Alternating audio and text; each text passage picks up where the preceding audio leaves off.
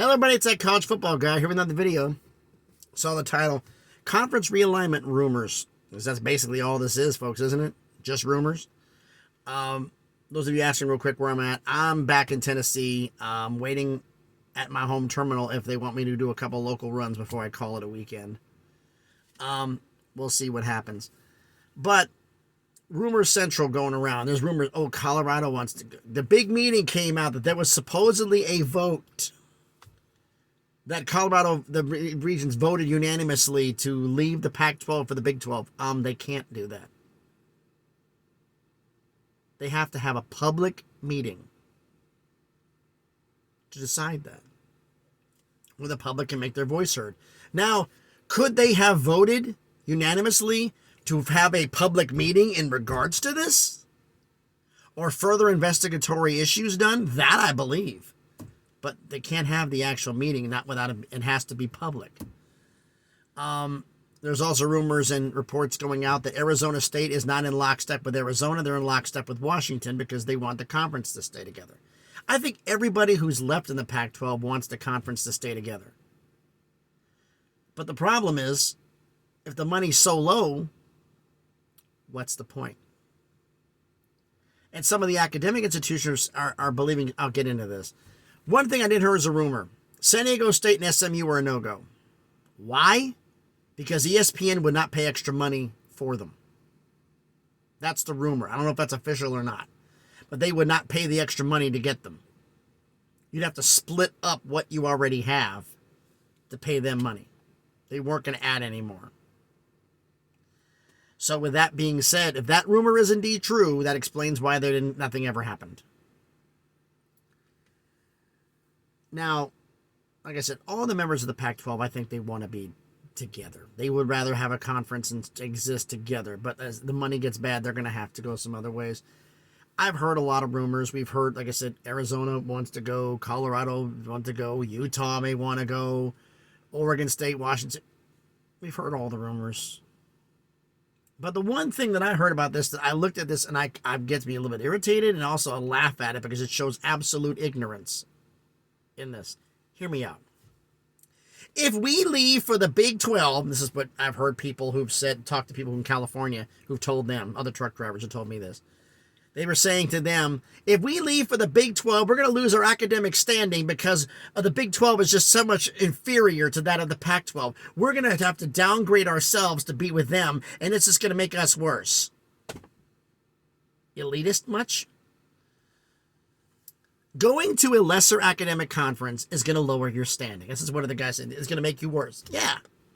He didn't have an answer back, so I gave him one. He says he can't wait to use it.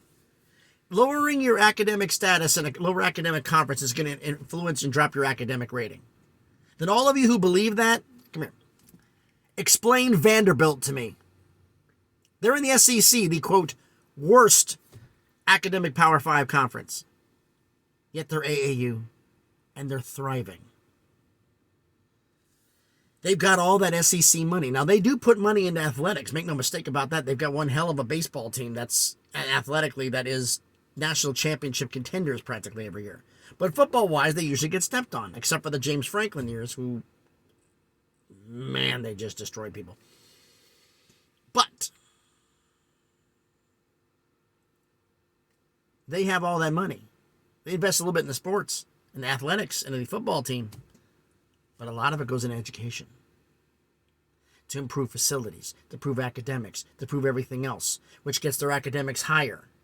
Because it is really hard to get into Vanderbilt. It's harder to get into Vanderbilt than it is to get in a lot of Pac-12 schools. So if their academic status downgraded, supposedly, according to these people's logic, how are they so elite? Because one doesn't have a damn thing to do with the other. You, in your ego, and putting those Pac-12 schools and fans, unfortunately, some of them, my subscribers, I don't think are these people, that believe that by going to a lesser conference, you're going to affect your academic standing. No, you're not. The only piece that can affect your academic standing is you. By not wanting to invest money, by not wanting to hire professors, by thinking that you are entitled to be in an academic conference. I wish that was true. I really, really do. But unfortunately, it's not the case. This is a money game now, folks, ladies and gentlemen. You have to have the money to keep going. ESPN and Fox were trying to convince the Pac-12 to merge with the Big 12. Big 12 was up for it. Brett Yormark's going like, okay, we can get this done. There's ways to work about this. And the Pac-12 said, no, we're not going to lower our standards. Kind of wish you did that now, don't you? But it's the way it is. So for those academic elitists who think that if you go to the Big 12, you're going to lose academic standing, explain Vanderbilt. That's all I want you to do. Explain Vanderbilt to me. Because odds are, you can't. You can be in a, quote, academically lesser standing conference or a weaker academic conference and academically thrive. Kansas has been in the Big 12. They've academically thrived. They're AAU. Can't explain them either? You can't. Those people who are looking for this are looking for an excuse. A crutch to prop up their argument. Nothing more than that.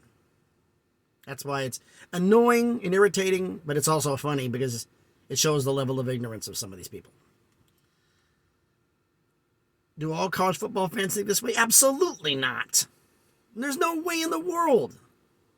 College football fans know the fact that, unfortunately, money makes the world go around and makes the college football world run, whether we wanted to or not. I heard Mike Oresco making comments. The fact is that they're separating between the have and have-nots. It's a two-conference race and everybody else is fighting for the scraps. You mean like it has been for the last 15 years? You just figuring this out now, Mike? Where have you been? Welcome to college football, right? So, in closing, what do I think? What a lot of people have reported, I've heard Golden Blue Dude say this. I've heard, if you have not subscribed to him, check him out. Subscribe to him if you like his content, as well as the Monty Show, based out of Salt Lake City, who does a lot of Pac-12 stuff, mainly because they're in Salt Lake City, so they do stuff about Utah and BYU, the Utah Jazz. Check them out. They got some good stuff. John Kurtz, who's also specialized in the Big 12. I'm giving these guys a shout out because I've used them before for not source material, but just if they have any different sources or confirmation than I do on things. Some do, some don't. But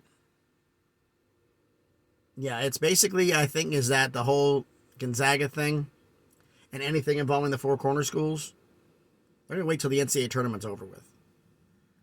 I think a back channel communication was done with the NCAA and with the Big 12 and the Pac-12 and with Gonzaga, who's in the West Coast Conference.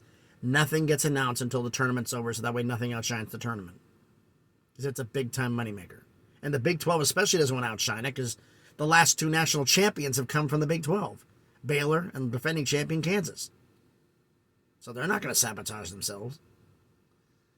But let me know down in the comments what you think about all of this. So thanks everybody for watching the video. If you like the video, smash the like button, hit the thumbs up. Helps the algorithm, helps the video be seen by more people. As I said, comment on the video. Subscribe to the channel. We're on our way to 400 subscribers. Slowly but surely working our way up to 1K. So maybe we can actually start getting monetized in this thing and start on a nice little road, huh? For everybody who's been here for the beginning, who's doing the groundwork, who's been here through all of it, I thank you and I appreciate every single one of you. Thank you. Had a little bit of a battle doing this. We'll just keep on going and keep on going through this. Keep on trucking, as it says. So thanks, everybody, for watching the video. Hope everybody has a great Friday. Oh, nice. Wind's picking up again in Tennessee. Gotta love it. Be safe out there, and please be good to each other.